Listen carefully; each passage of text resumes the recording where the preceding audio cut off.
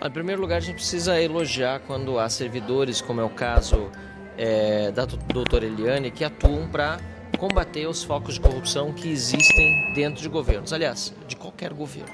Em segundo lugar, é importante também reconhecer que toda essa narrativa do PT de que foi no governo Bolsonaro que houve a explosão é mentirosa, porque nós vemos que os dados que a própria doutora Eliane trouxe demonstram que o número de reclamações de descontos indevidos explodiu justamente em 2023 e o trabalho dela foi em 2023 e principalmente em 2024 para identificar por meio da CGU quais foram esses motivos que levaram a tantos cidadãos brasileiros reclamarem de estarem sendo descontados indevidamente. Pesquisa muito bem feita em várias capitais demonstrando que quase 100%, em alguns casos 90% como no meu estado, em outros casos 100% como no Acre, dos entrevistados diziam, olha, esse desconto que estava no meu benefício não foi autorizado.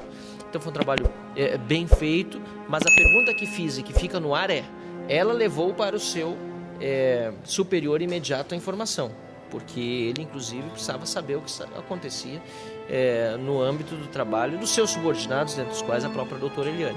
Ele levou essa informação adiante para o ministro Vinícius Carvalho. O ministro Vinícius Carvalho, se recebeu essa informação, levou para as duas reuniões ministeriais que ocorreram entre aquele momento em que a CGU terminou o relatório e a deflagração da operação sem desconto da Polícia Federal, porque se ele, sabendo da informação, o ministro no caso, não compartilhou com os outros ministros e por isso continuou essa roubalheira durante um ano, ele certamente vai poder demonstrar sim que ele como ministro fez a parte que cabia como chefe da CGU, mas a Casa Civil, o próprio presidente Lula não estancou a roubalheira e o ministro da Previdência, Carlos Lupe, vai poder tratar desse assunto na próxima segunda-feira.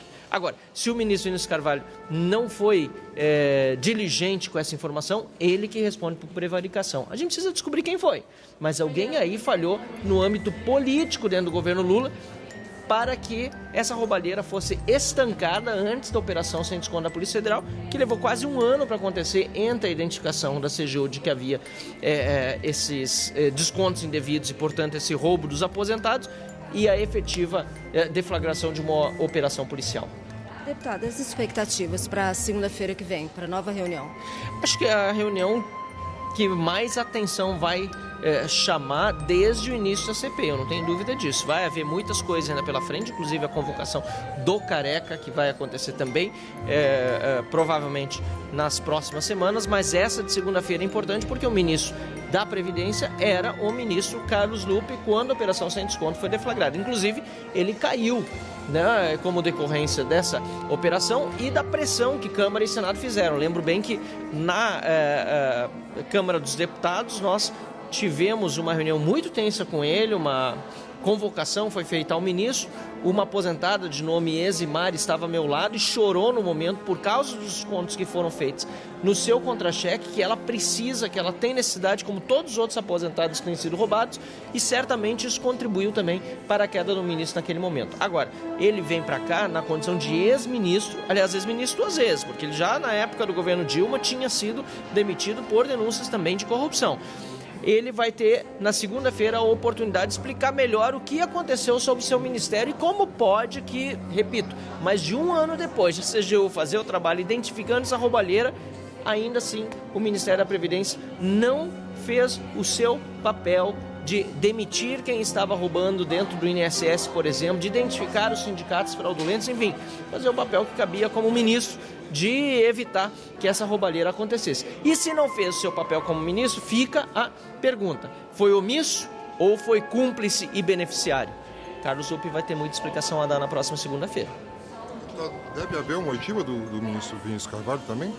Nós estamos propondo isso, nós inclusive propusemos que o seu subordinado imediato, cujo nome agora não me ocorre, mas que foi declinado pela doutora Eliane, também seja convocado. Acabamos de assinar esse pedido de convocação, porque nós precisamos esclarecer. É claro que com o andar dos trabalhos, nós vamos vendo quais são as autoridades e pessoas mais importantes para serem chamadas, porque a CPI tem um prazo estipulado, porque às vezes as peças do quebra-cabeça podem ser preenchidas por outro lado. Mas eu preciso elogiar o trabalho do relator, o deputado Alfredo Gaspar, que está muito focado em trazer a verdade à tona, e cada uma dessas audiências da CPI tem sido muito importantes para que nós cheguemos a uma conclusão que identifique os responsáveis imediatos, os beneficiários desse grande esquema e leve também à punição dos envolvidos e o ressarcimento dos lesados. Muito obrigada. Eu agradeço. Obrigado. Boa noite.